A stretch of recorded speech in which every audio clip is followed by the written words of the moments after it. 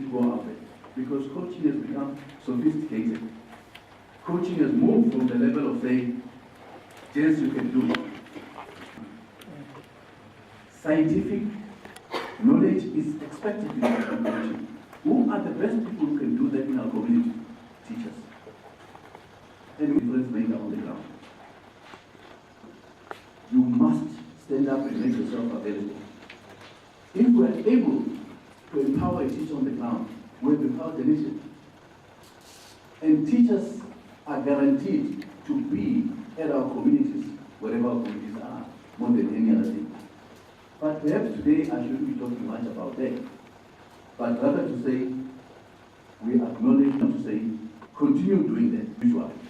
All things around you, all is good. Since you are God for a special reason, you have got to understand that something somewhere has to change. You are the person who's going to bring the change. You are the person that must define the usual. It will take some effort for us to change the way football is in this country.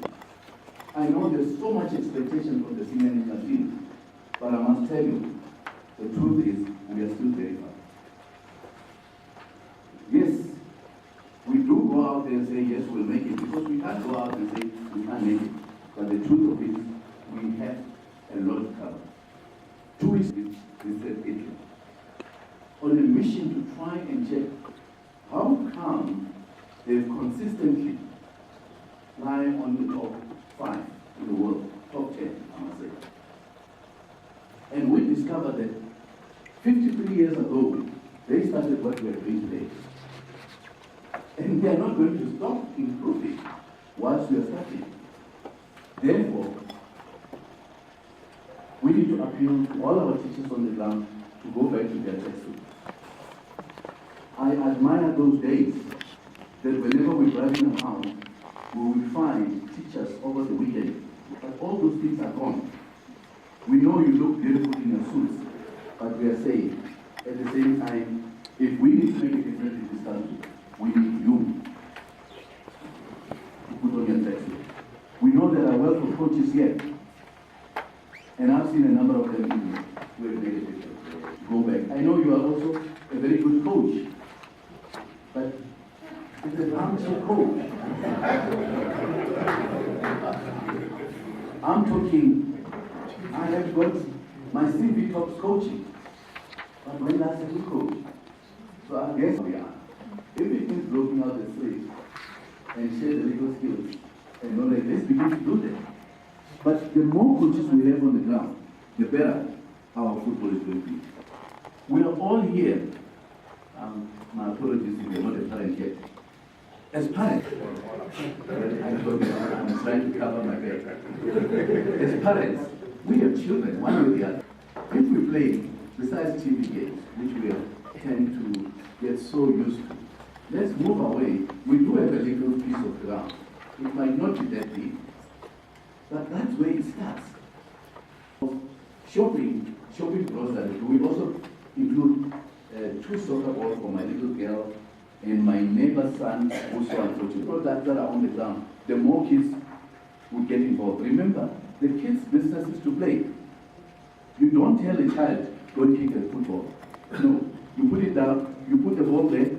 When they want to reach with their hand, ultimately, the feet arrive earlier, and they start kicking that ball. And of course, it has been proven. Mothers will tell you about 3-4 months, isn't it? That's where they start playing the game. Before we see them with our eyes, they are playing. Yes. All we need is to take that process forward. But of course, as human beings, we tend to hamper that process. The kids' business is to play. And for you who are teachers, I want to give you a challenge. Your school might not have a playing field. Do something about it. Be the initiator of such a field. We now have SGBs that are very serious of getting involved in the education of their children. As much as we want to point fingers at someone, and this time it's the word cancel, everybody understands nothing about sport.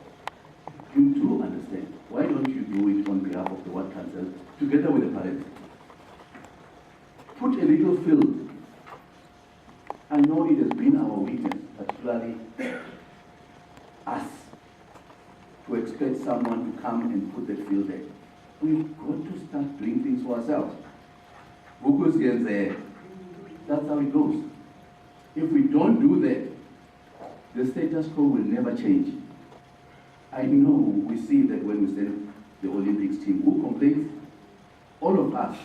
What happened? Why is this team the way it is? It cannot change unless you, me, and all of us do something where we are. Brighten your little corner. Anyway, I don't have to waste your time. I know many of you are still going to drive a long way. I'm here to confirm and emphasize that you can make the difference. You can contribute to the growth of sport in this country. On my way coming down, I was listening to Les Brown, and he said, think beyond that which is commonly accepted. Think beyond that which is commonly accepted. What is commonly accepted is, well, kids must go and play, that's fine. But what is beyond is, can we ensure that there's a ground in the school, that there is no ground at all? Can we talk to the people around there and say, give us land because these kids must play? What happens when the bell rings for break? The kids run out to the field, if there's a field.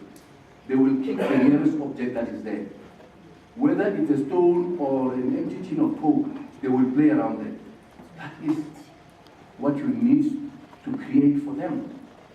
All they need is a soccer ball that is lying there. And without you saying anything, the life will begin.